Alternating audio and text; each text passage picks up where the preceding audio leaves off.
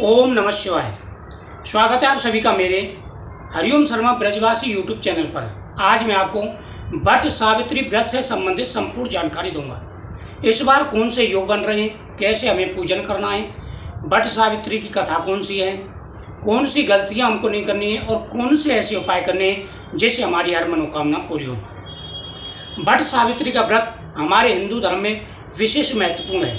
इस दिन सुहागिन महिलाएं पति की लंबी आयु, धन प्राप्ति के लिए, हर प्रकार के सुख और वैभव के लिए वट सावित्री की पूजा करती हैं। वट का मतलब होता है बड़ वृक्ष, यानी जो बड़ का पौधा पेड़ होता है उसके नीचे पूजा की जाती है, क्योंकि इसी दिन सावित्री ने सत्यवान के प्राण बचाए थे और वट वृक्ष के नीचे ही उन्होंने जो है पूजा की थी।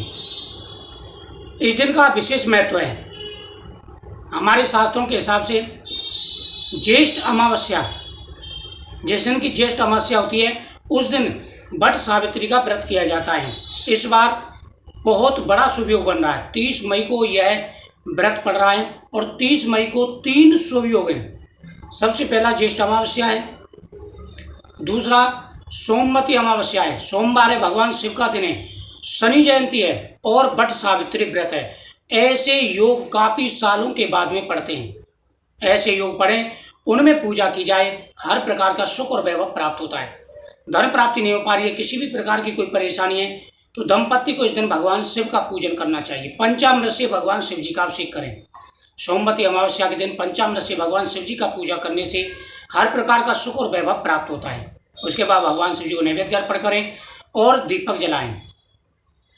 पीपल वृक्ष के नीचे सोमवती अमावस्या के दिन पीपल वृक्ष की परिक्रमा की जाती है। 8 परिक्रमा करें या 108 परिक्रमा करें या 7 परिक्रमा भी कर सकते हैं। इससे हर प्रकार का सुख और वैभव प्राप्त होता है। वट सावित्री के दिन सुबह स्नान करें। स्नान करने के बाद में साफ वस्त्र पहने।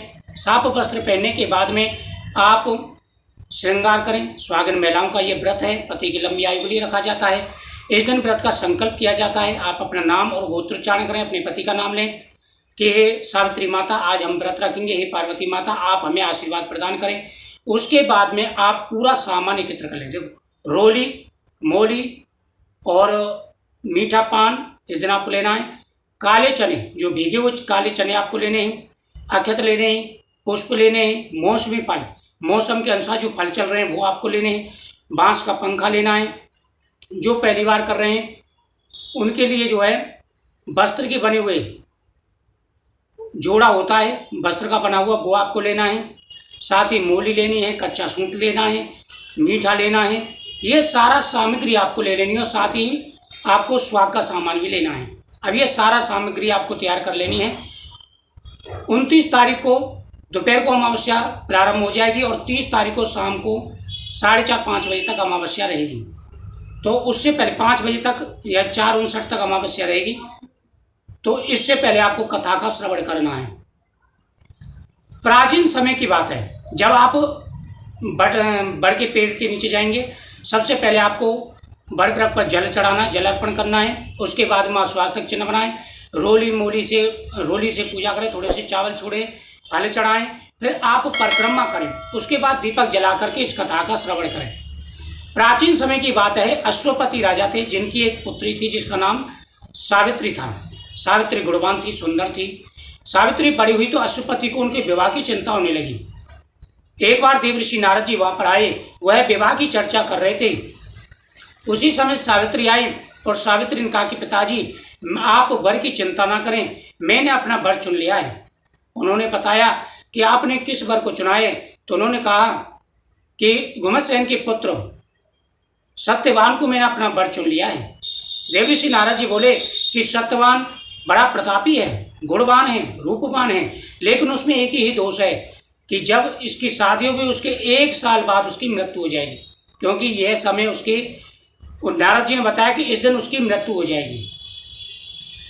अश्वपति को बड़ी चिंता हुई। उन्होंने पत्नी और बेटी को मना किया, पुत्री को, कि बेटी आप कोई दूसरा वर ढूंढ लीजिए, मैं भी उसमें सहायता करूँगा, लेकिन अल्पायु व्रत को पाकर के, वर को पाकर के तुम्हें क्या फल मिलेगा।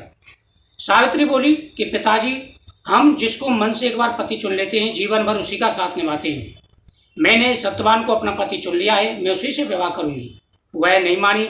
कुछ समय बाद सत्यवान और सावित्री का विवाह हो गया। सावित्री अपने पति के साथ जंगल में रहने लगी क्योंकि उनका राजपाट छिन चुका था। उसके सास ससुर भी अंधे थे, वह सेवा करती थी, खुशी से जीवन व्यतीत हो रहा था। जिस दिन नारद जी ने मृत्यु का समय बताया था उससे पहले ही सावित्री व्रत रखना प्रारंभ कर दिया। उस दिन वह सत्यवान के साथ गई। सत्यवान लकड़ी काट रहा था, उसके सिर में दर्द हुआ, वह वृक्ष से नीचे उतर के आया और सावित्री के गोद में सिर रख करके सो गया। कुछ समय के बाद उसकी मृत्यु हो गई। सावित्री बड़ी पतिव्रता थी। उसके पतिव्रत के तेज के प्रभाव से उसे यमराज के दर्शन हो गए। यानी जैसे यमराज उनको सत्यवान को लेने के लिए आए थे, उनके प्राण निकाल रहे थे, उसी समय सावित्री ने भी अपने प्राण निकाल दिए शरीर से और वह यमराज के पीछे पीछे चलने लगी आत्म रूप में। यमराज ने कहा कि बेटी आप लौट जाइए क्योंकि आपका समय पूरा नहीं हुआ है, सत्यवान का समय पूरा हो चुका है। उन्होंने कहा कि मैं वापस नहीं जाऊंगी जब तक मेरा पति वापस नहीं, मेरे पति के वो आप जीवित नहीं कर दोगे, उनके प्राण दान नहीं दे दोगे। यमराज ने कहा यह विधि का विधान है, हम ऐसा नहीं कर सकते, आप कोई वर मांग सकते हो। उन्होंने यमराज से कहा कि आप मेरे सास ससुर की आंखें नेत्र ठीक कर दीजिए। यमराज ने तथास्तु कहा, वो आगे चल दिया। सावित्री उनके पीछे पीछे चल दी। उन्होंने कहा बेटी अब तुम्हें क्या चाहिए? बल्कि मेरे सास ससुर का खोया हुआ राज्य मुझे वापस चाहिए। उन्होंने कहा तथास्तु। उसके बाद यमराज चल दिए। सावित्री फिर पीछे पीछे जा रही थी तो यमराज कहा कि बेटी आपने वरदान मांग लिया है, फिर अब आपको क्या चाहिए? बल्कि आप मुझे वरदान दीजिए कि मेरे पति के द्वारा मेरे 100 पुत्र हों। यमराज ने तथास्तु कहकर के आगे चल दिया। सावित्री ने यमराज को रोका, कहा कि महाराज जब आप मेरे पति को जीवित नहीं करोगे तो आपका जो वर है, वरदान है, वो खंडित हो जाएगा, क्योंकि मैंने वरदान मांगा है मेरे पति के द्वारा मुझे 100 पुत्रों की प्राप्ति हो।